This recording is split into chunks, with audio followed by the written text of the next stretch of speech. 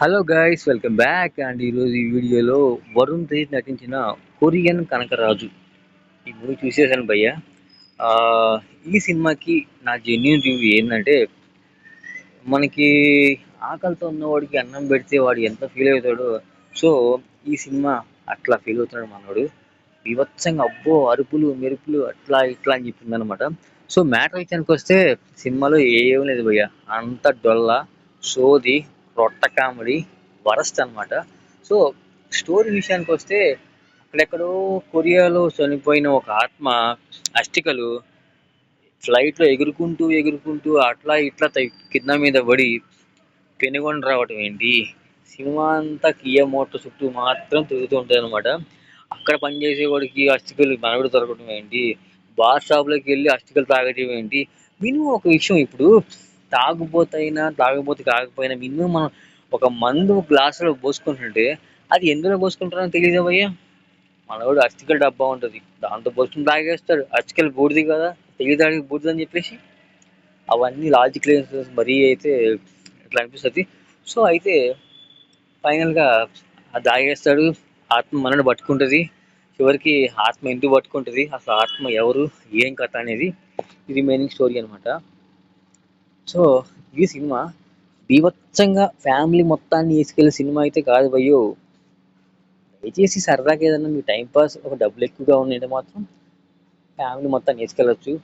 వద్దురా బాబు సరదాగా మనం చూద్దాం అనుకుంటే ఒక 100 రూపాయలు 50 రూపాయలు పెట్టి సరదాగా సినిమా అయితే చూడొచ్చు అనమాట. అంతకు మించి ఈ సినిమాలో బీభత్సంగా ఉందంటే ఏమీ లేదు, వరస్ట్ అనమాట. సత్య లేకపోతే సినిమాలో మ్యాటర్ లేదు, మెయిన్ థింగ్ సత్య. అలాగే వరుణ్ తేజ్ ఆ హైట్ ఆ పర్సనాలిటీ ఓకే, మనిషి బాగున్నాడు. బట్ కానీ ఏంటంటే సినిమా అయితే అతను వర్త్ఫుల్గా అయితే కాదు.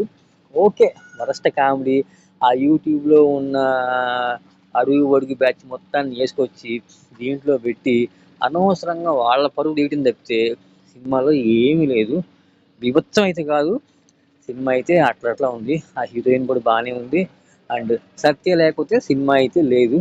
కానీ ఎందుకంటే ఎక్కడ కూడా కనీసం సత్య గురించి కూడా బయట పెద్ద ప్రమోషన్ అయితే చేయలేదు, అది కొంచెం బాధ కలిగించింది. ఓవరాల్గా అయితే మాత్రం Satya is the best lead actor సినిమాలో. బట్ కానీ అతని గురించి మాత్రం చెప్పలేకపోయారు, అదొక బాధాకర విషయం అనమాట. అండ్ ఓవరాల్గా అయితే సాంగ్స్ సినిమాలో బీభత్సంగా ఏమి లేవు, ఏదో తూతు మంత్రంగా వస్తుంటే పోతుంటాయి అంతేగాని రొటీన్ మయ్య బీభత్సంగా అబ్బో అరుపులు మెరుపులు అయితే కాదు. కానీ రొటీన్ స్టోరీ ఓకే, ఒక ఏదైనా ఒక 2.5 hour రొటీన్గా చూసుకోవాలి అనుకుంటే మాత్రం మీరు సినిమా అయితే మీరు చూడొచ్చు. వద్దురా బాబు అనుకుంటే మాత్రం లైట్ తీసుకోవచ్చు అనమాట. ఓవరాల్గా అయితే ఇది cinema.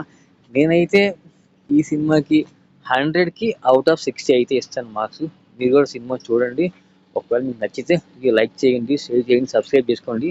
Thank you so much. Next వీడియోలో మళ్ళీ కలుసుకుందాం.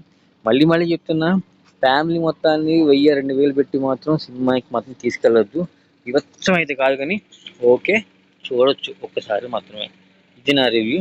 ఒకవేళ నచ్చితే ఖచ్చితంగా లైక్ చేయండి, సబ్స్క్రైబ్ చేసుకోండి. Thank you so much.